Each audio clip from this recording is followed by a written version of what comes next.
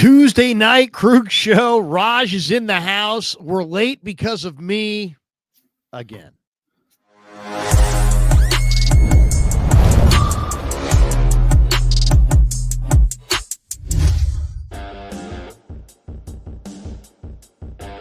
Welcome to the Krug show. Tuesday night. Raj is wearing Trent Williams' hat. I hope you guys are glad to be here. I'm here. You're here. Raj is here. You know, a guy came up to me today, and my good buddy, Jim Hoffman, is coming by because we're going to do some carpet. So he's my flooring wizard. He's got his H&H flooring company. He's a great guy. So he's just measuring the carpet and everything. He's like, man, I like your segment with Raj. There you go. I said, I do a bunch of different segments. He's like, yeah, I really enjoy Raj. So the great Jim Hoffman of H&H Flooring says, hey, Raj, that's my guy. Man. Yeah, seriously. He digs the Raj segment, which many people do. And we're glad that you're here. We're brought to you by Pig and a Pickle, the best barbecue in all of Northern California. We're doing a meet and greet there on December 7th, which is, I believe, the week of the bye, week 14, I think it is. So we'll be there for the bye week. Stop by, get some brisket chili, say hello, have a beer, maybe a root beer. And we're going to give something away to whoever comes from the furthest distance. So I'm contemplating that, but definitely the Krug show meet and greet, and we'll get more details on it. But I don't know if Kev is going to be able to make it or not. I think Kev might not be able to make it because he might be traveling. And he's now a world traveler. But, I mean, that's what happens. You hit it big like Kev does. You become a world traveler. Yeah. But he may not be there, but we are definitely going to have the meet and greet during the bye week of the Sunday of the bye week. So join us at Corte Madera for that. We're also brought to you by Sleeper and Habbas Law and our good friends at Sharp Corner Sports Cards and Collectibles, and, of course, our good friends at Claudette Arcades. We're going to mention all of them throughout the night on the show, but thanks to all of them for being here. Always great to see you guys. I can't really decide if we're on the verge, Raj, of a Niner run or a period of real disappointment. And I bring this up right now because, you know, the season losing to the Rams was bad, but it's not that bad really because the Rams are good. The Rams are loaded. Stafford's maybe the MVP of the league. Puka and all the guys they got. I mean, they can run it. They can pass it. They rebuilt their defensive line, Verse. I mean, they got dudes. Losing to the Rams at home is bad, but it's like you can sit there and go, well, the Rams are really good. And the Niners split with the Rams. They beat them in LA. And you can sit there and you don't have Bosa and you don't have Warner. And what were you expecting? And you have your backup quarterback and they've got Stafford. And he's having an MVP year. So losing 42-26 last Sunday was not what you wanted. But it's not the kind of thing that's like, hit you in like a right to the chops. But now we're into mid-November. Mm-hmm. And I'm looking at the schedule ahead. Let's just say until the Indy game. Let's just say the next 4 games. We put that as a group, mid-November to mid-December. You've got at Arizona, and then you're going up against Jacoby Brissett. And then you got the Carolina Panthers on a Monday nighter at home, and you got Bryce Young. And then you're at Cleveland, and they've got young Dylan Gabriel. And then you're home against Cam Ward and the Titans. And Ward, obviously, first-round quarterback. He's a rookie. So the next 4 weeks, you're playing, the old wily veteran and then a second-year player or was he third year, second year? He's kind of struggling still. And then 2 rookies at quarterback. But so it's a weak schedule. And on paper, at Arizona, home against Carolina, at Cleveland, home against Tennessee, looks like a stretch where the Niners can really make hay. And a lot of people are like, man, they're going to win those 4 games. They're going to be 10-4? So what did it be? They'll be 10-4, yeah. Yeah, 10-4, and they're cooking into late December, right there, then and there. Or they get no pass rush because that's what they're doing right now. No pass rush. They got young DBs that were pointing the fingers at each other last week in the fourth quarter. It didn't look good. The coverage is a problem. You've got some breakdowns. You had Malik Mustafa guarding Devontae Adams when Lenore is on the other end, other side of the field. That had to be some kind of a mistake. It's a young defense. Now it's a depleted young defense. They're not moving the quarterback off the spot. They didn't get help at the trade deadline. And now they're staring at Jacoby Brissett, Bryce Young, Dylan Gabriel, and Cam Ward. And Niner fans are expecting them to rampage this part of the schedule. And yet, if they don't get pressure on those four quarterbacks, I could see them having a losing record in this 4-game stretch. No. Oh, man. And it's realistic because, listen, now that Rams game was so frustrating. Like, yeah, they shredded us up. Matt Stafford, he's Matt Stafford. He's MVP. He's in contention to be MVP, But the Niners cut that game to a one-possession game multiple times, 2 times. That defense was downright awful. I mean, it was so bad. So, yes, this is the stretch of the season where it was like, it's an easy schedule. The Rams got a tough schedule coming up. Seahawks, they are going to be playing each other. They got some tough opponents. The Niners right now, this is the schedule where you have to take advantage. And if they cannot go 4-0 is great. That would be beautiful. If they can't go 3-1 in this stretch of games, I mean, they don't deserve to make playoffs. But there's a reality, Larry, that they may not because this defense is young. Right, Salah said at the beginning of the season, buckle up your seatbelts. It's going to be it's going to be a roller coaster. You don't know what you're going to get. They're injured. They don't have Michael. They don't have Fred Warner. They don't have Bosa. It was ugly on Sunday. That defense was so bad. If they can't get any better, I could see them lose these games. Yes, the Panthers, they're not someone that you're like, oh, Panthers, that's an easy win. It's not an easy win. They're 5-5. They've beaten some good opponents. They've beaten the Packers, but they also lost to the Saints. So it's like they're Jekyll and Hyde type team. But they also, if they get to their peak, they have a good defense, they have a good run game. If Bryce Young starts connecting, you could potentially lose that game. And I'm not going to discredit Arizona because we've lost to them when they've had Colt McCoy. It's a division game. They've been so close on a lot of games this year that they've lost. Dude, they fight. They fight. And they've lost what I think it was like 2 or 3 weeks straight where they lost in a game-winning field goal, our game included. Like that. You take those 3 games around and they win those, their whole record's a lot different. So the Cardinals aren't an easy win. I'm not going to sit here and say it's an easy win. Jacoby Brissett, he's kind of got that offense rolling. McBride is looking like the best tight end in the league again, like he was, arguably last year. Him and Kittle, right? And Brock Bowers last year were killing it. And McBride's kind of back to that, why he got paid so much money as a tight end. And then you have Marvin Harrison Jr. all of a sudden is playing like Marvin Harrison Jr. should with Jacoby Brissett. So I'm not going to count them out. I think we could win it. But this is a big stretch for the 49ers. If they go 4-0, yeah, we're going to be happy. We're going to be 10-win team. But is it a battle-tested team? Potentially, because, yeah, you have a young, depleted team, and it builds character. So these are not going to be easy for this depleted defense. The offense, I think they're going to be okay. I'm not too worried. George Kittle, I mean, he was amazing last game in a loss. Christian McCaffrey. Brian Robinson surging. I think Juwan Jennings is starting to get back to his before he was hurt, what he looked like last year. He's starting to play better. So I'm not too worried about the offense. I think Ricky Purcell might be back one of these weeks. Hopefully, he's supposed to practice tomorrow. So I think we can win these games. But again, it's going to really depend on that defense. And defense, man, I'm not too thrilled about it. Yeah. Rank those 4 opponents. Who's the toughest and who's the easiest? I would probably go Arizona, and then maybe Cleveland, and then Carolina, then Tennessee. I don't know, but what do you think? Because Tennessee's pretty good on the line of scrimmage. Yeah, but they got Cam Ward, and that's an easy win to me. I think he's the best quarterback in this group, to be honest. I think so, but he's still young and raw. That team's a little ways from becoming a winning team. I know. Yeah. I know. I agree. Yeah.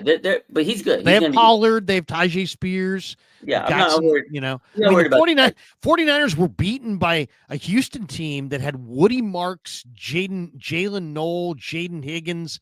Who was the other guy? Xavier, whatever. I mean, they come on. I mean, Houston didn't have many You're weapons. right. They put up 26 on this defense. They got some young talent. But out of the four, you said to rank them, they're Yeah. fourth. I think Who do you like? Carolina. Who's the best? Carolina is the best team of that bunch. Like, Okay. I know they lost to New Orleans recently, but they got. I think Bryce Young. You know, when he's on, he looks pretty good. Like, he's figured it out. He's gotten better over the last year. So they got a pretty good defense, and that run game, man. Rico Dowdle, that guy's a monster. Yeah. Came out of nowhere this year. He came out of nowhere. I got him on my fantasy team, so I know how good he is. I think Carolina's probably number one out of those four teams, but it's not to say it's like far ahead of Arizona. Arizona's two, and it's a division game. Division games, you throw out the record. Like, we've lost to Arizona when they've had 2 wins. Doesn't matter who's playing for them. Like, they are going to try to play spoiler. And right now, Arizona backs against the wall. This is basically the season on the line. If they don't win this, they're probably going to be eliminated from contention because the NFC West is so tough right now. They have to win this game against the 49ers. So that they are going to be a tough one, but they're number 2. And then I have the Browns. The Browns defense is good. Myles Garrett against this 49ers offensive line, he might kill us. He might break his sack record, but they got a bad quarterback. Dylan Gabriel, one day they'll play Shador maybe, but that offense is sputtering. And then, of course, Tennessee, because they're Tennessee. Look at Arizona for a second. Let's take a look at their depth chart. I mean, I don't do this usually in the middle of the stream, looking at a divisional depth chart, since we should know this team. But now look at what they got. You know, you've got Calais Campbell, Dalvin Tomlin, who kicked our ass. Last time, yeah. He was awesome in the first game. Yeah. Okay. I don't care how old he is or anything about. I mean, he is big time. Dalvin Tomlinson, who's not very good, but he's strong as a house. I mean, he's strong. He's really strong. He's about 320. Then you got Walter Nolan. Now it says he's hurt. Is he not? Is Walter Nolan? He's back. I mean, I thought he came back. Yeah, right. I don't know. I haven't. And these guys are in red, but they got Walter Nolan, Baron Browning, Dalvin Tomlinson, Calais Campbell on their front. Josh Sweat. Josh Sweat? Yeah, exactly. Josh Sweat off the edge. And Akeem Davis Gaither is no slouch either. On the back end, you got Buddha, Melton. What are is the Niner offensive line going to win or lose against this line, this defensive line? I hope they win. I mean, that's the big question I have, because I guess the veteran Niner offense has got to carry the day, but is the Niner offensive line going to beat this defensive line, or is this defensive line going to win? And I'll say this right now, man, this is a good defensive line. I mean, I know, it's kind of makeshift, but you've got real speed off the edges and Browning and Sweat, and then you've got a load in the middle to deal with, and Nolan and Campbell is always a difficult rusher, and Tomlinson's very, very strong. I mean, this is a really good front right now. I think this is the other thing that makes me nervous about this game is the 49ers. This is the second time, I believe, they've gone into a game right behind Seattle. You know, Seattle embarrassed Houston, and then Houston came out against the Niners and did well. Yeah. And now here we go, another game where, Seattle embarrassed Arizona. But is Arizona then going to come out this week and play better against the 49ers? I don't know if I like that matchup where the Niners defense, comes on after the Seattle defense. I think by comparison, probably you get into a game with the 49ers and you're like, hey, there's no Bosa. They only have Huff. We slide the protection towards him. They got a bunch of young DBs. Seems like the 49ers defense, and 49er offensive line, both sides of the line of scrimmage, I think are going to be really challenged by Arizona. They're going to be tested. Although I'll say, I feel like the 49ers offensive line played a little bit better against the Rams than I expected. They played better than I expected. Ben Barch came back, but I just can't sit here and rely on Ben Barch. Like, I'm waiting for the notification that Ben Barch hurt himself. Like, I hate to say it, but I don't know. He's good. He's a pretty decent player, but he just never can stay healthy on the field. And then Colton McKivitz, man, he got the money, and he's looked bad in pass protection. So I don't know. It's going to be a battle. It's going to be a test for the 49ers. They did play better last week they did play better than I expected last week. O-line. I mean, that Rams defensive line is insane with Fiske and everybody. So yeah, they played better than I thought, but it wasn't perfect. They definitely were getting to Mac Jones, and they were stuffing the run. And I made a comment. Someone says, "How's Brian Robinson surgeon?" I feel like he has played a lot better over the last couple weeks. He got a touchdown in 2 games. He got a big return 2 games ago. He's not getting a lot of carries, but he had pretty much the same amount of carries as CMC, and he outrushed them. So that to me is surging. When you weren't getting any carries at the beginning of the season, and now you're getting multiple games where you're getting more load and running the ball well and effectively. I think that's good for 49ers. They need to keep giving him the ball, give him 8 to 10 carries, take some pressure off CMC, and keep pounding the ball with them. I do think he's surging. I mean, how about throw it more to CMC and run it more with Robinson? Yeah, because absolutely. Right now, I was looking at the splits. It's 75-25 CMC B-Rob on the rushing carries, not touches. We're talking about rushes. And that's not the right ratio. I mean, Brian Robinson's a starting caliber NFL back, and you want to get to the finish line with CMC. Run Robinson more. And I'll say this: watching watching Seahawks just kind of run it down their throat. They had 46 rushing attempts last week against Arizona. Maybe the Niners ought to just try to copy that. Just try to run it every way imaginable. Run it and run it and run it some more. All right, okay. Before we go sleeper and do our lineup, the big talk of the week is Brock Purdy coming back, or are they going to stay with Mac Jones? Mac Jones, if you look at just how he's played, I mean, it's got to be one of the stories of the year in the NFL. Yeah. PFF grades him as the 9th best quarterback. His passer rating is 12th best in the NFL. His ESPN all-encompassing QBR stat is 10th. His EPA per play ranking is 12th. His yards per attempt is 9th. So, I mean, he's really played well. I mean, if you think about it, the line's not great. He's taken over for Brock, who we thought was going to be the starter. There's all kinds of injuries. Kittle got hurt. Ayuk hasn't played it down. They're a shell of what they potentially could be at some point. And Jones has still played really, really well. And he just completed 85%. The week before, he completed 79%. So it's not like it was one aberration week. I mean, this guy's completing a high percentage, and it shouldn't surprise us because he's got the record in college. His 77% at Alabama, his final year, is the FBS all-time completion percentage record. So this is what this guy does. Should the Niners just keep staying with Jones and let him keep rolling, or do you go back to Brock Purdy here? And then what happens if Brock Purdy doesn't play well? Then what? That's the good question, and that's the $1 million question, right? Everybody's asking it. Every sports page has asked that question. They're talking about it. Tom Brady said, "Ride the hot hand." I mean, he was the guy that took over Drew Bledsoe, and he made a living of it. Richard Sherman says, "Ride the hot hand." Adam Schefter says, he expects him to ride the hot hand if Mac would have won. I think most people say ride the hot hand. But right now, I think if there's any time to get Brock back in the season and knock the rust off and get him rolling and getting him tuned up, we just talked about it, Larry. You got 4 easy games. They're not easy because no game's easy. And I said it at the beginning of the season is not going to be an easy schedule because teams play better than they expected. Like the Colts, nobody thought they were going to be this darling team. But regardless, this is a stretch, 4 games that the 49ers should be able to win. You put Brock Purdy, if he's your $53 million man, he's your starter. He's got the mobility, what everybody's saying. He's better than Mac. A lot of people are saying it. If he is that guy, he's the man. This is the perfect time to bring him back. And I think Kyle's kind of been pushing him, waiting. All right, we got these 4 games. If Brock comes back and wins these games, everybody's going to love him again. If he comes back, wets the bed, we got a lot of conversations to have, Larry. Is he ready? And then they can say, oh, maybe he's not 100% because of the toe. So they can use the toe as the reason why he's not playing and this and that.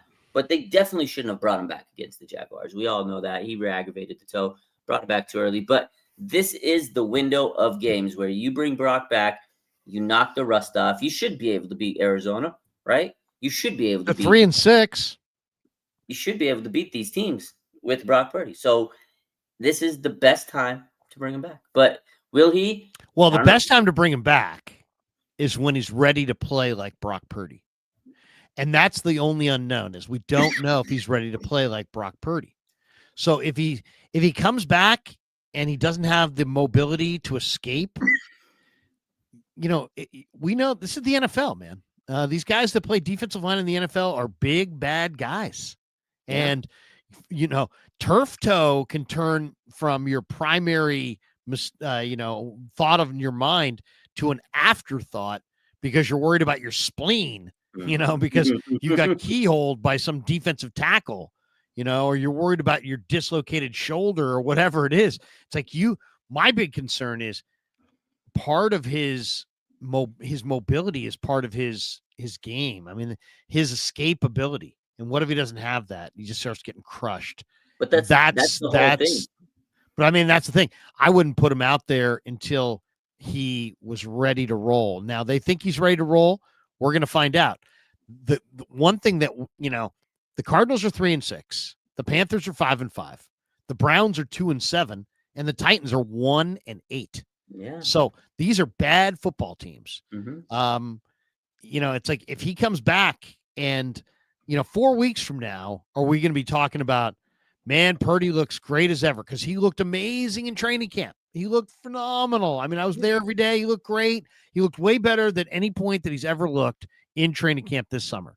Deep, better arm, more accurate, moving around, making great plays. He looked phenomenal all summer long.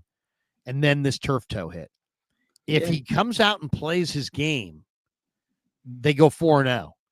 But if he comes out, I mean, if we're talking 4 weeks from now, hey, man, the Cardinals are better than you think. This Panthers team is pretty. Hey, man, this Browns defense, hey, Titans got some guys. You know what I mean? Are we going to be having that conversation as the Niners go 2-2? If I had to bet everything I own on a record here, I'd probably go 2-2. Okay, that's fair. And I would probably think the 2 wins, I would guess maybe Panthers, Titans at home. Fair. The 2 losses, Cardinals, Browns on the road. Yeah, that's fair. I say 3-1. One, maybe the Panthers, but I don't know. I don't think we lose that game at home, Monday Night Football. But this is the thing. With Brock Purdy, right? You coming back, like I said, this is the perfect opportunity. You said when they think he's ready. Kyle Shanahan already said he's never going to be 100% this season. So you got to rip the Band-Aid off and play. I don't think that Brock Purdy's a good I just don't think he's good when he's injured. He hasn't learned how to play injured, if that makes sense. You know what I mean? Like, he's had a lot of weird injuries. I know he played through the oblique injury a year ago or 2 ago. I mean, he's played all the games. It's not like this guy doesn't play. This guy plays games. No, he's tough. He plays through some injury, like the oblique injury, but this is Seattle with the ribs. Yeah, that's what I'm saying, with the ribs in Seattle. But this is a different type of injury, man, and it really affects your mobility. It's hard to play in this type of condition. Like, turf toe, trust me, I know how bad this injury is. I know. I mean, I haven't had it, but I know. It's an ugly injury. So he's never going to be 100% this season, according to Kyle, right? And he probably won't. So will he have the full mobility? No. So maybe he doesn't know how to play with this type of injury because he doesn't have the mobility. And that's his big, ticket to his game, is being able to escape, especially with this O-line, right? When they're not able to block, you have to be able to run and be a little bit more mobile and create on the run, and be Brock Purdy. So that's going to be tough for him. Can he adjust? Can he figure it out? I don't know. But again, this is a good opportunity for him to get in there and shake the rust off. Like, if you go into the Titans game and you can't beat them, something's wrong with you. So it's tough. Again, we don't know when he's ever going to be 100% ready. But again, according to Kyle, he's never going to be 100% this season. So you got to throw him out there at some point. And the good news is you have a great backup quarterback right now. Mac Jones has been phenomenal, right? He's been one of the stories of the year, like you said. So if Brock comes out and he's not 100% and you just chalk it up to the toe, you bring in Mac and you know that he's going to be able to come in and run the offense. So that's it. End of the day. If Brock can't go and his toe's not letting him be Brock Purdy, You got Mac Jones, but you have to see what you have in Brock Purdy. You paid him $53 million. You're not benching him for Mac Jones. Oh, no. I mean, I'm not suggesting benching him. I'm just saying that it's a long year and I would have tried to wait till the bye week and try to see it, but maybe they just feel like, it's go time right now. I mean, we'll see. We'll see. It seems like the kind of injury that like a recurrence is highly likely. Yeah, That's what it seems to I me. agree. It Yeah, seems like 100%. he's gonna be he's gonna be playing well, things are going good, and then all of a sudden he's gonna take one false step and it's like, you know what? It's just not right. And it's coming on. He's coming off. So I hope I'm wrong. I hope maybe he can block it out. Maybe the guy's just an old fashioned tough guy and he can totally block it out. And that's what he's learned to do during these few weeks. And he'll come out there and just play incredible football. If he plays incredible football, they should beat the Cardinals, Panthers, Browns, and Titans. But something tells me that there's going to be rust. There's going to be timing issues. There's other issues here. There's other issues. I mean, Christian McCaffrey's coming off a game where he ran for 2.5 yards a carry. And he's only gone over 4 yards a carry in 2 games all year. Kittle's already torn his hamstring. Ayuk's still out. Ricky Pearsall, didn't practice, and then all of a sudden it's like he's going to practice and play. It's like, that's a kind of a dubious, not dubious injury, but the rehab and the timing and that whole thing. It's like, not ready. But maybe not. Maybe it's just the length of a PCL injury. It's a bad injury. It is probably more severe than they initially, which Kyle kind of alluded to.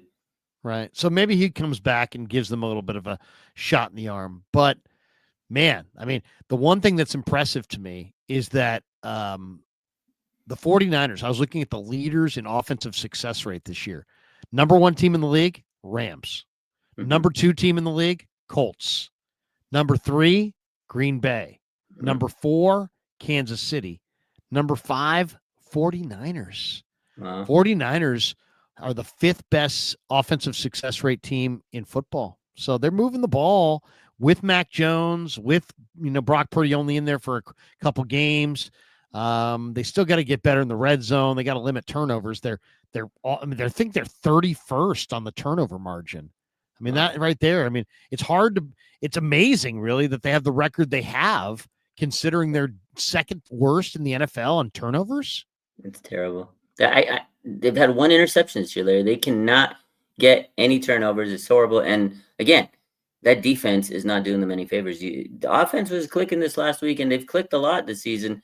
It's just that defense is not doing them any favors. They've had so many missed interceptions. I don't know. I haven't counted them, but like just this past week, Renardo Green, you had an interception, you let it go. Like those little plays right there would change the complexion of the game. Renardo Green intercepts it, total different ball game. If we can get a few turnovers here and there, it's a different game. But the Niners have just struggled mightily on forcing turnovers and just in general getting to the quarterback to maybe even cause him to have pressure and create because you get to the quarterback, they might throw an errant pass, they might drop the ball, they might get a strip sack, things like that. I mean, Matt Stafford had all day to throw in the pocket, and that it is. Again, no pass rush.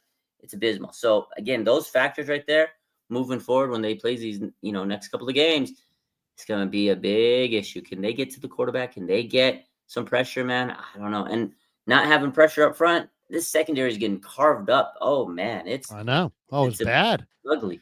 It's bad. Now we got busted plays, simple motions are bothering the DBs. They're fighting amongst each other. They're pointing fingers at each other. I mean, this has gotten bad. I can't see Dylan Gabriel beating the Niners. I just can't. That one I can't see, but I can see Jacoby Brissett beating the Niners. I could see it. And as far as the Browns game, like, I think it could be a close game because that defense is pretty nasty. It's going to be cold. Cold weather doesn't do well for West Coast teams. And again, they got a pretty good defense. They've played close in many games. Myles Garrett, man, he's a monster. So I think he'll keep them close. But Niners shouldn't lose that game. If you lose to the Browns, man, You lose to Dylan Gabriel. You don't, as you said before, you don't deserve, to go to the playoffs. So you lose to a Dylan Gabriel. Yeah. But we'll see. We'll see. All right, let's do our sleeper lineup. We should tell everybody 49er football season is presented by Sleeper, the fastest growing fantasy platform in the world. It's a one-stop shop. You get blazing fast news, real-time stats, group chat, season-long leagues, and, of course, Sleeper picks for daily fantasy. Use promo code Larry, Larry, and Sleeper will match your first deposit up to $100. Links in the description. Terms and conditions do apply. And thanks to Sleeper for being a proud sponsor of the Krug Show. We're going to do a Sleeper lineup here. And we lost last week, but we're going to bounce back. We're going to bounce back, damn it. Right here. All right, let's go Thursday Night Football.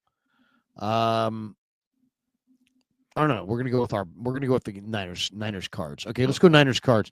What do you think? Anybody you want to shop for there? I think I'd probably stay away from Mac Jones just because of we don't know who's going to go right now. I like Trey McBride touchdown, anytime touchdown. He's been cooking, man. And D Winters, his coverage skills have been absolutely dog water. So I think Trey McBride's good for a touchdown. And that's talking up dog water, by the way. No. We'll get to D in just a second. Jacoby Brissett. So we'll go with McBride, anytime touchdown. Yeah. We'll go with Jacoby Brissett here. Okay. What do you think on Jacoby Brissett? I like him over 245.5. I think he's a 3 Bills guy against the Niners. Wow. They're not rushing the passer. You're right. He's got Marvin Harrison. Have you seen the way him and Harrison cooked a couple weeks ago? It was really Marvin Harrison had his best game of his career. Yeah. So I like more than 245 get the for Jacoby Brissett. Let's see Harrison Jr. Because I think receptions. I like the receptions. Yeah. What is the receptions? Do they have it? No, they don't have that. Oh, that's tough. I would definitely. I mean, I think this guy's gonna have a bunch of receptions. How about yards? You think he goes over 56.5? Yes. Yep. Yeah. Let's go more than 56.5. Okay. I think he goes for 150.5. We got any defensive ones, or we got some Kittle? We got to go Niner. Yeah. Let's maybe Eddie Pinheiro. Okay. 2 field goals. They'll definitely stall out a couple times in the red zone. Okay. He won it for him last time. Eddie Pinheiro. The highlight of our season so far is Eddie Pinheiro. All right, there we go. We got it. Is that a foursome? It's foursome. Should we go 5? Or do you want to go 4? Go 4. Let's not get greedy, Larry. All right. Here we go. Jacoby Brissett has got to throw for 246 yards. Trey McBride has got to score a touchdown, which is just a lock. Harrison's got to have 57 receiving yards, and that is a lock. I mean, I bet you he gets closer to 150 than that. Wow. I think he's going to have a huge day. And then Eddie Pinheiro, couple field goals. And, the thing about it, this Rams game, they fell so far behind that it kind of killed the Eddie Pinheiro field goal situation. Yeah, he couldn't even get in position to get a field goal, and the field goal wouldn't matter. Right. So there you go. Big thanks to Sleeper. Remember, use code Larry for 100% deposit match up to $100. Links right in the description. Terms up and conditions apply. Help support the show, and it gets you rolling in the #1 sports app, and it's a ton of fun.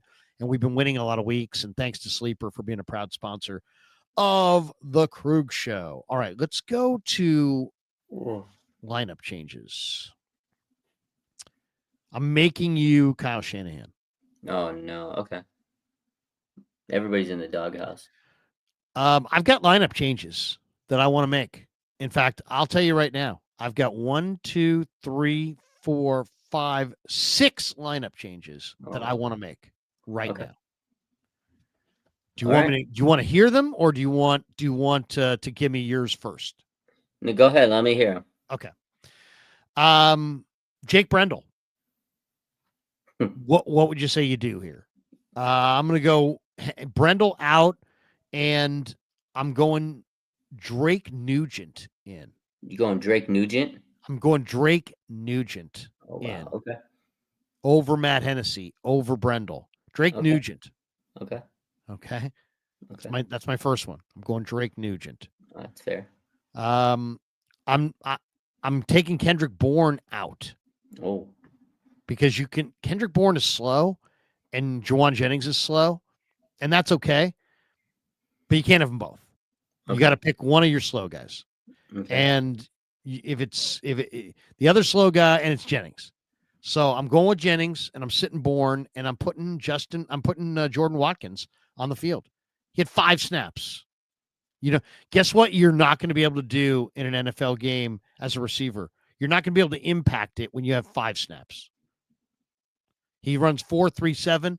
This guy did it in the SEC last year. 9 touchdowns, 4.37 speed, enough strength to break tackles.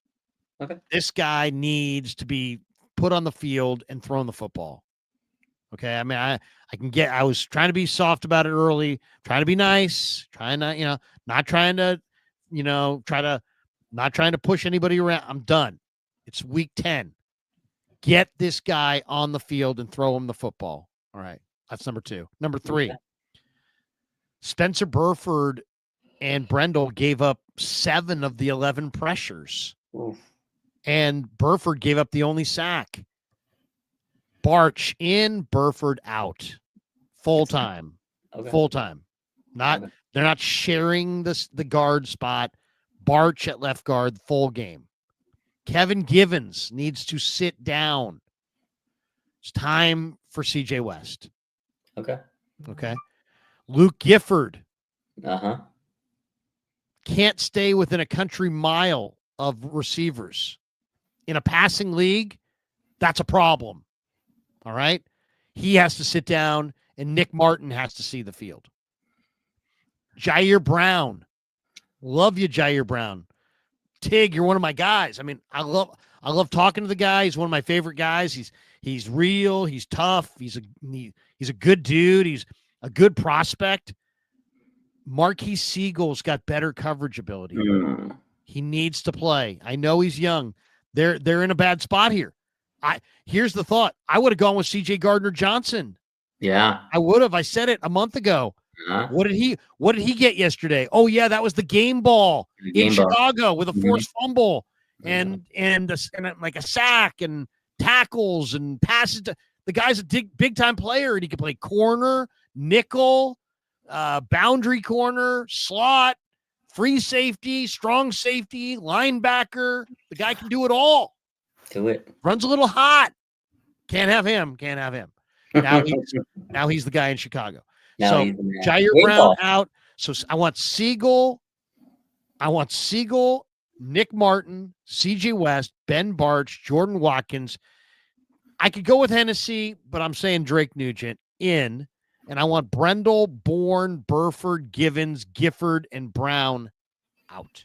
Okay, that's fair. Yeah, those are great. Jake Brendel needs to go out for sure. That's my first decision would be get Jake Brendel out. I don't know if Drake Nugent hasn't had any snaps, so I don't even know if it's worth throwing him in at this point. They kind of screwed the pooch on there, but I gotta go. I'll play Matt Hennessy over Jake Brendel. I feel like Matt Hennessy wasn't any much of a downgrade. I mean, he's not huge. He's like amazing, but I feel like he's a little bit better than Jake Brendel. So Jake Brendel's got to go, man. Either way. So yeah, I'll put Matt Hennessy in there. Actually, I like Jake Brendel's guy. Now, John Chapman. Do you know John, right? Yeah, that's my guy. John Chapman watched the All-22 this week. Mm-hmm. I didn't. I have not. I've been so busy doing stuff. I have not watched the All-22 this week. I'm going to do that tomorrow morning before I go to practice. But John said that Brendel's guy that he was responsible to block made 8 tackles in this game, and that the week before against Hennessy, Dexter Lawrence made 1. Mm-hmm. Then you have the PFF grade that says that Brendel had the lowest PFF grade of any of the offensive linemen as a pass protector. So if he has the lowest pass protecting grade and his guy made 8 tackles, and the week before Hennessy played pretty well and his guy made 1 tackle, I feel like, I don't want to say he's a sacred cow, but I'm starting to sense some udders. Yeah, I agree. A lot of people have been saying it, like not just us, Niner fans, probably everybody in this chat's probably been saying, "Oh, you get him out there. He's not a quality center. I don't know. They love him." PFF says he's the 10th best center in football. PFF, I got choice words for them, but it is what it is with them. Moving forward, so Yes. this one may be controversial for some, but not for me.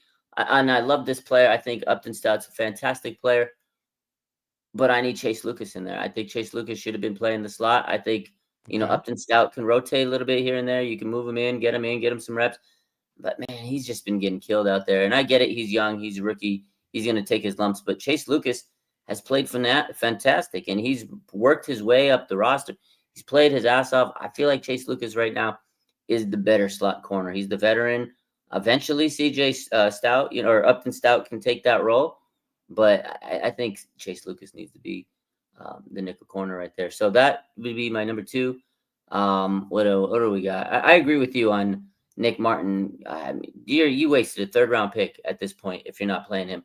The fact that he's not in there and coverage by these linebackers is just not looking great. Get somebody.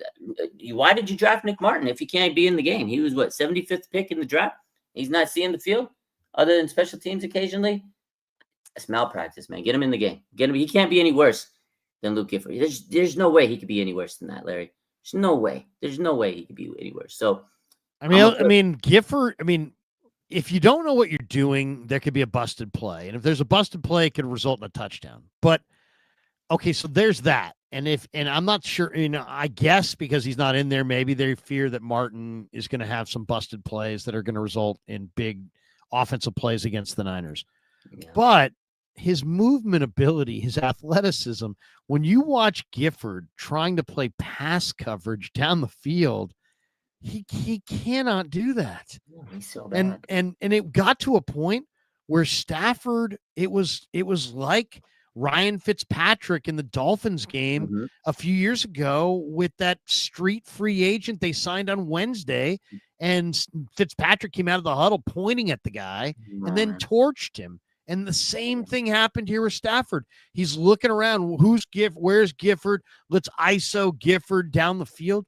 And the fact that the Niners had sequences where Gifford was asked to play coverage 30 yards down the field, and he can't stay within 5 yards, no lateral agility at all. It's like, whoa, they're cooked.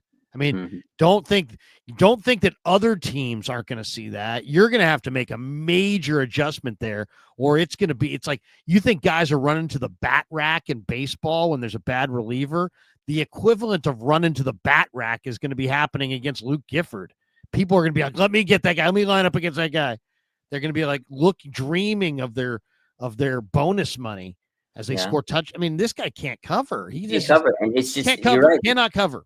Matt Stafford just looking at him like, oh, dude, we got mismatch. He's just going to go right at him every single time. To answer your question, when Fitzpatrick was, cooking us up, according to Astro, name drop, Brian Allen, 49ers led. That's who it was. Brian Allen. There you go. He was getting death threats after that game. People were coming at his neck. Well, that's. I remember that vividly because I posted. If you're giving death threats, you're an absolute damn fool. It was bad, man. He got beat so bad. Niner fans were coming to his DM. I remember it was a big message. We posted it on Twitter like, oh my God, Brian Allen reacts to the, all the hate message. He was getting so much hate. But he was a 6th-string cornerback that got thrown into the fire. People were begging for Dante Johnson to come back into the roster. Like it was bad. It's funny. I asked Robert Saleh last week. I said, hey, the Rams played a lot of 13 personnel, 3 tight ends. I go, you guys going to be ready for some 13 personnel? And he said, I don't think we're going to get 13 personnel. I think we're going to get 12 personnel. They got a ton of 13 personnel, and they couldn't handle it. The Rams 13 personnel, it might be a trendsetter. And basically what it does is it just puts an extra tight end on the field. And if you have what the Rams have, if you just look at their personnel, Davis Allen was a really good pass receiver at Clemson, and Higbee's a very sticky-handed receiver. He's a really good receiver. And then Ferguson from Oregon is a really kind of a good two-way player. He's got good strength, but he's also a really good receiver. So they got 3 tight ends that are all good receivers, but they're better blockers. And with Tutu Atwell out, they were going a lot of 11 personnel with 3 wides a lot last year, but with Tutu out, They're like, hey, you know what? Stafford's having an amazing year. We've got Puka. We've got Devontae. If we can get our run game going, and that's what the 3 tight ends, the 13 personnel helps them do, all of a sudden it's like we could win the freaking Super Bowl. And now here they are using their 3 tight ends, and they're being super creative about it. And it's helping their run game a little bit. It's giving other teams a different look, a new wrinkle. And then, of course, you can always lean back on, Stafford to those 2 automatic receivers, mix in their D-line after they get a lead, and the Rams might be the best team in the game right now. Possibly. They're good. I hate to say it. I mean, it makes me sick. Yeah, I hate to say it, but that Puka is good, man. He's so good. And then Stafford and the personnel on Sean McVay's having a, like you said, he's just mixing up these crazy, personnel. Defense is good. They're a good team. But Niners beat them once. They had them on. Actually, they had them where they wanted them, man. But I'll tell you what, self-inflicted mistakes. They couldn't stop them. They just couldn't stop them on defense. Like literally couldn't stop. But the Niners. How about the Puka touchdown, Raj? That's the Puka touchdown. There was 5 missed tackles. I know he was just like he was going through them like Pac-Man, like beep beep beep beep beep beep beep, like that. It was crazy. Yeah. And then the Niners self-inflicted mistakes. They had the fumble, Juwan Jennings fumble, a couple drops. The penalty there's some questionable penalties that shouldn't have gone the way they went. Or some non-calls, some DPIs that should have been called. But regardless, Niners just couldn't stop them on defense. All right, we're gonna play it. We're gonna do a little exercise right here. Give me the 49er that everybody else thinks good, that you don't think is any good. Wait, say that one more time. Give me the 49er that most people think is good, a good player, but you don't think is good. Because I've got one right now. I'm going to go with D. Winters. Okay. D. Winters has given up 5 touchdowns, the most in the NFL, 51 catches allowed, most in the NFL. Hope you like that phrase because you hear that again. 3 penalties, tied for most in the NFL. 368 receiving yards, 7th most in the NFL. 118.2 passer rating when targeted. And his PFF coverage grade is 50.6. Yeah, he's been this guy throws shoulders, but he doesn't wrap ever. I don't think I've ever seen him wrap up. He throws a shoulder, he throws a wing in there. He'll fly up and throw his body in there, but he doesn't wrap up ever. Yeah, he's been bad. He's been bad this. People are saying that he was like awesome. Preseason and comparing this guy to Navarro Bowman. Please stop. They did. After training camp, the hype was real. And then, those first few games with Fred Warner, it was like, we got the new duo. The 49ers made a post. What is the nickname of this linebacker? They were going, oh, my God, the hype was insane. And then Fred Warner leaves, and this guy is absolutely bad. That post you read, I think Coach Yak posted all those stats. Yeah. He DM'd Coach Yak. He's like, I don't appreciate you posting this shit out there. And Coach Yak's like, play better. I didn't appreciate you missing that tackle the other day. It's crazy. He came into the dude's DM and said, listen, dude, I don't appreciate it. That is unbelievable. He didn't like it. He didn't like that. Well, you know why? Because you know what? Coach Yak is, you could say Coach Yak is circling the wagons against him, or you could just say Coach Yak is a 49er content creator and he's defining what people are seeing, which, hey, it's like you got to be able to handle the truth. You got to be able to handle the truth. We're all trying to do I'm trying to do the best job I can. You're trying to do the best job you can. Coach Yak is trying to do the best job he can. Yeah. And D. Winters is trying to do the best job he can. So everybody's trying, but it's okay for Coach Yak to put that out there. Yeah. No, and you know what? At the end of the day, and for us to discuss it. And at the end of the day, Coach Yak, he posts good and bad. Like he's great at what he does. He does good. He puts all the good. Right. He's not. He ain't the welcome wagon. Yeah, he's gonna call it like it is. If you suck, he's gonna post it. So that's good. I like D. Winter because he's absolutely been playing bad, and people think I'm gonna go one up. I'm gonna go one better. I might get a lot of hate on this one because people love him. He's a captain. Wait. Can I guess? Yeah. You gonna say Upton Stout? No. Because you already kind of went up to the staff. I already did one at him. I got another one. Okay, you got another one. All right. Like you can guess, he's secondary. Jair. No, Jair Brown. Dude, no, who thinks he's good? Nobody thinks he's good. Well, yeah, that's right. Who other people think is good that you think isn't good? Right now, I'm not going to say he hasn't been good in his career. Well, I think other people might. I mean, Lynch talks him up for sure.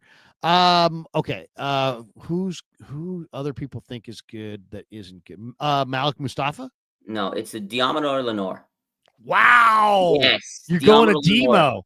I love Demo's better inside, maybe. The hyena, and I'm one of his biggest fans. I love Diamondor Lenore.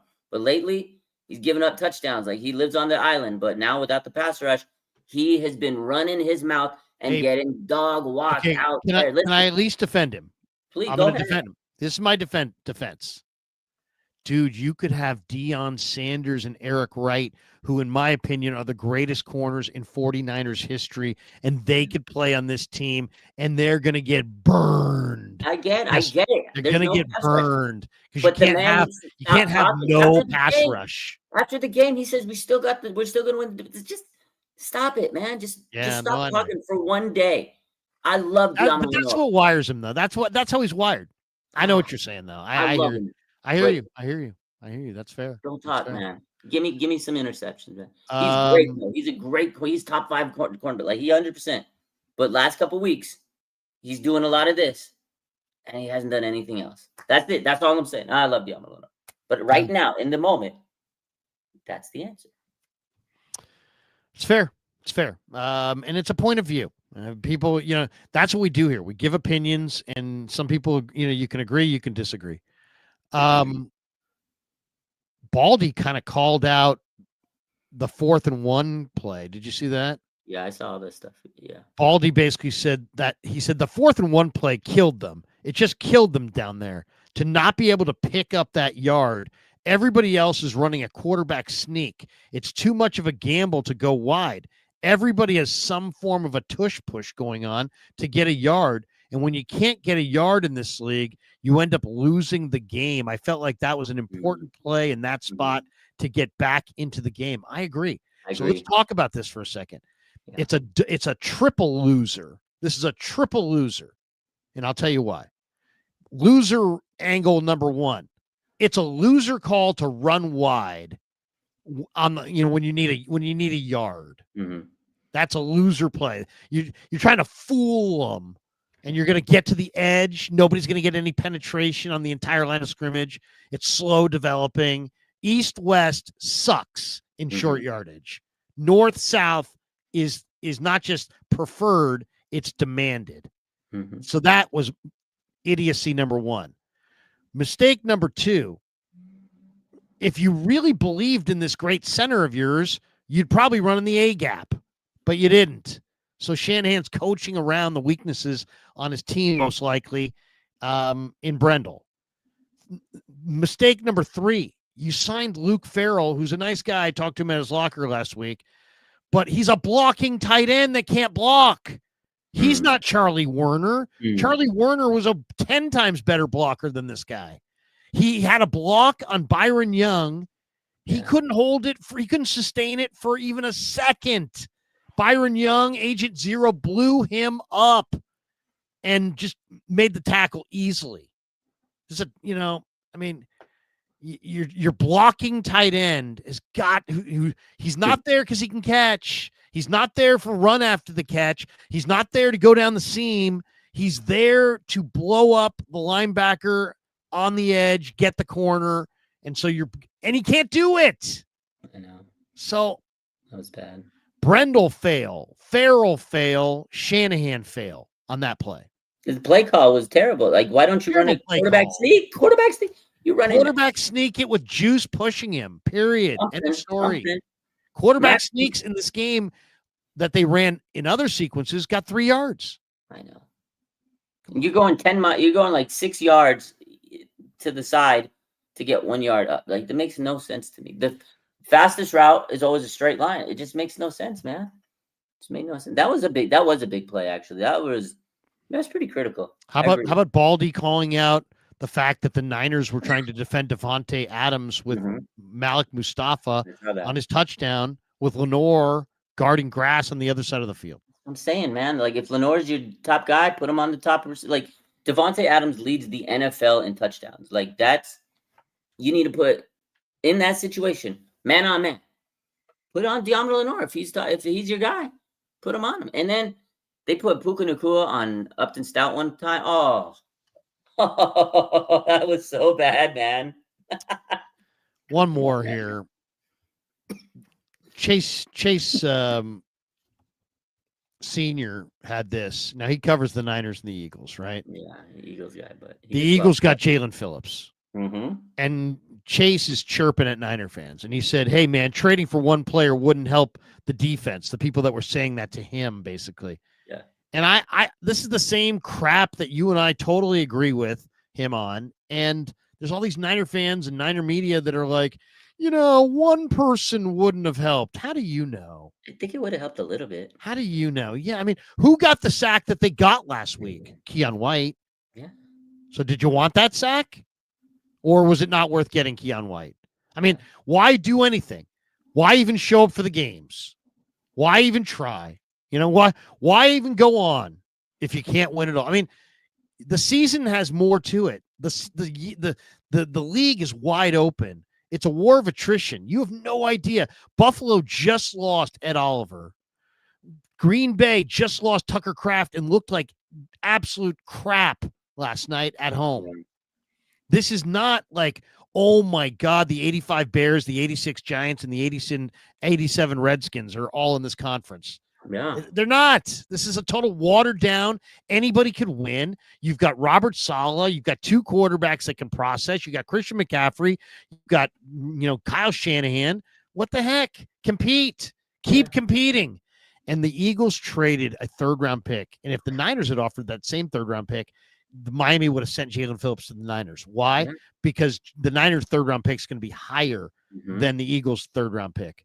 But Jalen Phillips in that game, 8 pressures, 19.4% pressure rate, 7 hurries, 6 tackles, 2 quarterback hits, a forced fumble, a fumble recovery, and stopped Josh Jacobs on 4th and 1.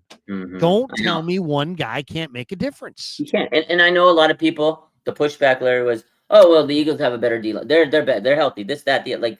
I get all that. Here's another. But you add him to this this is defense. Also bogus. You He's add not a him scheme fit for the Niners. He's an edge rusher. He's an edge rusher. You needed it. You add him. Bryce Huff becomes more relevant again. And then Keon White, he might become. And then Clellan Ferrell. Listen, to me, that D-line sounds a lot better with Jalen Phillips on it than without it. So a third-round pick to me was nothing. Listen, Nick Martin was a third-round pick. Third-round pick. This regime's been over 9 drafts. They already have 10 third-round pick busts. I know. I was just going to say 9 drafts. Nick Martin was your third-round pick, and he's not seeing the field. So you're going to pick another guy that's not going to see the field next year? At least try to get Jalen Phillips because he will see the field, and he can give you some production. Like, I couldn't believe it. Like, yeah, maybe he wouldn't have been as productive as he was with Philly. Here we go. We get more of this crap. One player wasn't going to help this team. Really? They added one player a couple of years ago in Christian McCaffrey. It seemed to help. Really? They added one player in Trent Williams a few years ago. It seemed to help. I don't know, man. One player wouldn't help? I mean, that's loser thinking. I mean, do you want to give up the year? Is that where you're at? I agree with you, Larry. I mean, if people want to give up the year, if you're afraid, as the great poet Cleveland Farrell once told me at his locker, if you're afraid, get a dog. He said that to me. I loved it, man. I started laughing so hard, dude. I'm like, hey, they got this offensive line. They're running the ball well. I mean, what do you think, Clee? And he's like, hey, man, if you're afraid, get a dog. I was just like, good, man. That is just good, epic. That's just you get a dog because Jalen Phillips is a dog, man. He's a dog. Seriously. I mean, why is everybody so afraid to compete? That's what I'm saying. So the only Super Bowls you can ever win is when you're some overwhelming fucking favorite. You can't ever win one where you're just one of the teams in the mix and you happen to be outfight them and out. The thing's at home. The game's at home. And you're giving up? Give your team a chance to play and win, man. You got good coach. The coaches has been phenomenal this year. The fact that we're 6-4 with roster. We've said it many weeks. Depleted roster, no Fred Warner, blah, blah, blah, blah, blah. And they're 6-4. It's good coaching. You give them another chess piece, defense would be a lot better. I'm telling you, Bryce Huff, he's not an every down pass rusher, so you give him a little bit of help, he's going to be able to do some damage. He couldn't do anything this week because he's not effective when you don't have another guy that could just slam Ninja Dom. Larry, you were just saying the other day the Niners weren't going to the Super Bowl. Yeah, they're not going to the Super Bowl, in my opinion, right now because they got no help. I know, man. They needed help. I got slammed on that too. I tweeted that out during the game. I said, it's like almost, I think I said something similar to what Chase said. I said, the Niners should have got somebody at trade deadline or something like that. And people are like, everybody, one person would have made a difference. Yeah. Stop one that. person can make Stop a difference. That. One person wouldn't have made a difference. How do you know? They're banking on draft picks they're not going to play, like Nick Martin or running back. How many times? Listen, third round. This is the most comical thing of all. Not to interrupt you, but one of the most comical things of all. The people who are like, I'm giving them a good grade for their trade deadline doings. It's like you're basically doing a post-game show for a game that you didn't watch. How could you possibly? I cannot say, and Raj cannot say, Lynch absolutely did the right thing at the deadline. No way. I haven't been given a list of what he was offered. I have no idea what he had in front of him. For all I know, he had the 5 greatest trades in the history of football all in front of him. And Jed just said, you know what? Let's not do anything. I have no idea, and neither do any of you, what he had in front of him as choices. So we can't say that he did a good job. If you want to tell me, man, I can't say he did a bad job. Okay, fine, because you're right. We don't really know. He might have had. I actually kind of think he popularized the trade deadline to such a degree that now the bidding is higher and they didn't want to pay the higher price. So I think that's probably what went on. But it's all guesswork. So all I'm saying is people talking definitively, they did the right thing at the deadline. They absolutely. How do you know? You have no idea. For all you know, Tennessee offered, Devondre Sweat and Arden Key for a 3rd-round pick, and they said no. And is that a good move? Well, I don't know. It's pretty debatable. But I mean, just a just blanket statement. Oh, whatever they do is the right thing. It's like, dude, they're never going to be your buddy, okay? Yeah, they're never going to invite you to the barbecue. You're never going to be their good pal. You're never going to be a confidant. Just do your freaking job and go about your business and stop sucking up. The suck up parade has got to end. Yeah. Seriously. If you're a media suck up, go do something else. I mean, seriously. Go do something else. You're not helping things. You're not. Just some ass grab 24/7 is not. It's not the way to go. And I'm not even talking about one person. I'm talking about like the entire. Let's just align our opinion to go with the team. Yeah, and there's not just one person who does it. No. There's at least 7 or 8 people who just are like, how can I agree with the team at every turn so that every time they see me, they like me? Yeah, it's like they want to, whatever the team does is good. Oh, God, you did great. Go away. You didn't do anything. No, listen, dude. It's okay to be critical. Like, me and you. Seriously, please, somebody. We can't speak the truth about football now. Nobody can speak the truth about football because, it's just like, we can't possibly – say that the team didn't do the right thing. Guess what? These teams don't do all the right decisions. Every decision that's made is not the right decision. Absolutely they do make mistakes. So how about this? How about just when you agree with them, agree, and when you disagree with them, disagree, but be independent. Mm-hmm. Instead, we've got all these yes people who are just like, if the Niners had made 3 trades, they're writing an article and talking about they needed to make 3 trades because blah, blah, blah, blah, blah. That's the thing. They regardless of what they do, they're going to write their They're always right. To say, yeah, see, the Niners did. They traded for Jalen Phillips. It was great. But they didn't. Niners did the right thing because they kept all the draft picks. They're not going to use their fucking draft picks. It was about retaining draft picks. You've blown 18 draft picks in the last 9 drafts in the first 3 rounds. That's a fact. Go look it up. Crazy. Last week, me and you. Got to keep our picks. Got to keep our picks. You've blown 18 picks in the first 3 rounds. Stuff, Larry? Listen, this is the ultimate 49ers. I think they did the right thing by retaining their picks. I don't. Listen. A couple years ago, Larry, the 49ers had the opportunity. Non-competitive, too. Go ahead. I'm sorry. They could have got Matt Stafford, right? We all know they could have got Matt Stafford. Right. He's amazing. Could have got Matt Stafford. But Sean McVay was like, oh, shit, Niners want him to. We're going to offer. We're going to pony up. Yeah. We're going to pony up. One guy doesn't make a difference. One guy made a difference, right? For them. Now, listen, because they got rid of Jared Goff. They have a ring. They have a Super Bowl ring. And you know what the 49ers did? They said, okay, we can't get Matt Stafford. Let's give you these 3 draft picks, the Dolphins. And they went and they drafted Trey Lance because they panicked instead of getting Matt Stafford. But the people who did that move, you can't possibly criticize their other moves because the rest of the moves are ace. No, Larry. Go ahead. No, I'm just saying. That's Trey Lance.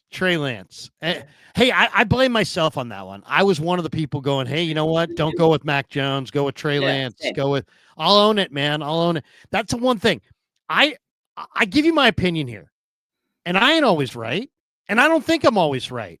But I'm honest. And I'm going to give you my honest opinion every day. Every single day. And sometimes that's going to totally align with Shanahan and Lynch and the organization's thinking. We're going to be freaking, singing songs and slapping hands, and we're on the same wavelength. And other times we're not. And then what do you want me to do in those situations? You want me to just tell you that what they're doing is the smart move, or do you want me to tell you what I think? And I'm going to tell you what I think. There you go. It's football. Football. It's as simple as that. All right. They could have had Brady. They could have had Rodgers. The list goes on. Real quick, someone said, what do you need Rodgers for when you can have Alex Smith? What do you need Brady for when you got Gio Carmazzi, who's like a goat farmer, and Tim Rattay? I mean, these guys, if they had any, this organization has absolutely gagged so many times. Jim Druckenmiller over Jake Plummer. Oh, man. I mean, they have absolutely. The Lance thing absolutely set them back. One man made a difference. Yeah. One man made a huge difference. Unbelievable. All right. It is time for our segment here where we read our super chats. It's brought to you by our good friends at Habbas Law. If I can get that one comment out of there. All right. Habbas Law, 1-800-INJURED is their number. Habbas Law, they will fight to make it right. Great guys, great law firm. When you need a lawyer, you need a good one. And if you need someone in your corner, you need a firm that absolutely goes toe to toe with the insurance companies and wins. They're winners. These guys win the Super Bowl. Habbas Law. Yeah. For those of you out there not familiar with the concept, these guys actually win. Habbas Law. They're going to fight to make it right. Visit HabbasLaw.com, HABBAS law.com. They're great attorneys. And they do a fantastic job. They're passionate. They're smart. They're really, really good. My dad was spent 40 years in the city attorney's office. My brother's a judge, obviously before that, an attorney. Having the right attorney is the difference between success and failure in life. Happiness and unhappiness is having the right lawyer. Habbas Law. They're the right lawyers. Habbas Law. They will fight to make it right. Once again, HabbasLaw.com on the web, 1-800-INJURED. And let's hit the supers right here. We got 3 of them from Harry Johnson. Elliot Givens, Kalia Davis all need to be replaced. There you go. From Harry Johnson. MSQ says a positive of this week, no major injuries. That's another thing, too. Do we need to ask Kyle a question about how does it feel to have no injuries? I mean, how do you think it feels? I mean, what the hell kind of question is that? It was breaking news that we had back-to-back days of no new injuries like that.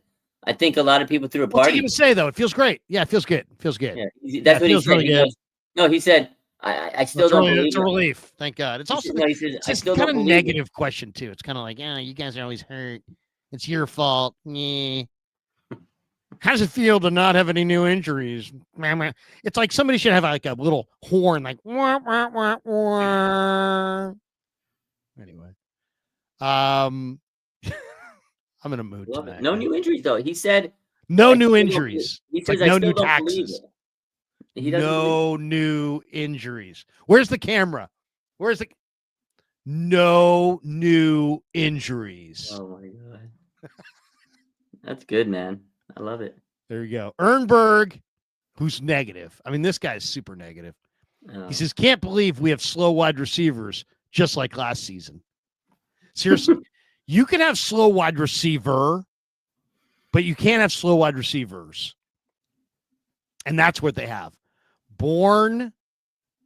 I mean, the sell by date on these guys. And here's the other thing, too. I think there's a kind of a bad vibe because, like, I feel like JJ wants the ball so bad and everybody wants to get him the ball. I feel kind of like last year with Debo, where it was like, Debo can't come to grips with the fact that he's fading. And so we got to feed Debo because it's a massive ego. And it's just, we're feeding him to the detriment of the team. I get the feeling sometimes we're feeding JJ to the detriment of the team. Yeah. You He's know been what I playing mean? banged up, just like Debo did. He's literally going through the Debo route. Debo would play, he'd get hurt, come back, didn't play as good. JJ got hurt, came back, tried to play because he needs to make his money, his incentives. Debo had incentives in his contract, and they're not playing as good. It's just the way it goes. They drafted a wide receiver who can't play right now. Brandon Ayuk's hurt. They're probably going to have to draft another wide receiver next year because they don't play Jordan Watkins, who they drafted, and Jacob Cowing can't get on the field. It's crazy. They try to upgrade these positions, and they don't upgrade them. They're going to draft the wide receiver next year. Hi. You know what? I got no problem with that. Have you seen some of the wide receivers in this draft? Yeah, they're always good. They're always good. But I mean, this year's wide receivers are really good. I mean, seriously, Carnell Tate from Ohio State, super special. He's special. Yeah, Chris Bell from Louisville. Louisville, I should say, not Louisville. From Louisville. Yeah, Louisville. Casey Concepcion, my guy from A&M, he is big time. My favorite guy, though, this is a great name. Jeremy Bernard. Ooh, Jeremy. Dude, you got to go check out Jeremy. Jeremy is the real freaking deal. Jeremy Bernard. That's one of my favorite guys. Probably one of my favorite guys in this entire draft so far. Now it's early, but Jeremy Bernard is really special. Really special. I like that name. Wait a second. I'm gonna have to show you a little Jeremy Bernard. I don't want to do this, but I got to do this. Jeremy. They're gonna call him Dirty. He's Jeremy. Jeremy Bernard. He's big time too. I love this guy. He plays for Bama, and he is really good. I don't want to go wide receiver, but if you bring me a Jeremy, I will seriously consider it. Let me share the screen on Jeremy. They're gonna get a wide receiver and a D lineman, like they always do. Uh-oh. Hit the wrong button. Damn it. You know, me with these okay, there we go. Okay, try it again. Do it again. I've only been doing this nightly forever. Should be able to do this. You think by now I'd have it down. You think. Here it is. Here we go. Jeremy Bernard. You got it. Number 5 for Bama. He's just super special. He'll run across the middle of the field. He's not the biggest receiver, but he's got huge hands. You can see he's got gigantic mitts. He makes a lot of big catches. And look at that. Oh, when they need him, there he is. I mean, this guy's, you can kind of tell he's kind of yoked, pretty strong. That's a lick. That's a lick. And I love this kid. This kid is is Right over fantastic. the middle. All the jokes and all that. I mean, it's just a great name. But this kid has got some serious game. Oh, Well, that's wide open, but man. wow. Yeah, there he is. Jeremy Bernard. Woo-wee. Big time player. That kid, the 74 there, Proctor. That guy's a look at him on the left tackle. No, Alabama. I have no problem if the Niners went Proctor in round 1 and They always get Jeremy Bernard. Alabama always has good offensive linemen, but look at he ran into that guy. Jeremy Bernard, ladies and gentlemen. All right. I can, you know me, I can watch the stupid draft films forever. Do we get this one? Here we go. Harry Johnson. Can Habbas Law sue the Niners training staff, please? They'll fight to make it right. They will fight to make sure that nobody else gets hurt. Can't believe we have slow wide receivers. Oh, we had that one before. Yeah, we did that one. I'm slow on the uptake. All right, that's going to do it for us. Thanks to Habbas Law, thanks to Sleeper, thanks to Pig in a Pickle. Also, thanks to Sharp Corner Sports Cards and Collectibles. I need to tell you guys this. Anthony Catania is a sponsor of the show. Sharp Corner Sports Cards and Collectibles. They're in Pacific Grove, California, along the Monterey Peninsula. Really cool spot. These are great items to get for Christmas presents. And the cool thing about Sharp Corners, they're at 205 Cypress Avenue in Pacific Grove. Anthony Catania is at 831-521-5264. Shipping is free if you say you know me. You call Anthony Catania, you order whatever you order. You're in wherever you are. You're in Buffalo, New York, and you order a Buffalo Bills helmet, whatever, or a Josh Allen jersey or whatever it is. He's got a bunch of great stuff. Give him a call, 831-521-5264. He's right down there in Monterey. That's where his shop is. But if you wanted a Josh Allen helmet and you want it sent to Buffalo, he will pay the shipping for you if you say you know me. So you drop my name, free shipping for the holidays from Sharp Corners Sports Cards and Collectibles. All right, that is going to do it for us. Raj, I'll give you the final word. Niners Cardinals go Sunday. I'll give you the final word. What you got a thought about it? Go ahead. Yeah, I hope we smoke Arizona and take care of business because we need a bounce back win. Absolutely. You can't afford to lose this game. There's no way. Can't win. Can't lose. Got to win. Little barbecue Cardinal. Gotta They don't serve that, by the way, at Pig in a Pickle. Yeah, never met a man I've been scared of. Careful,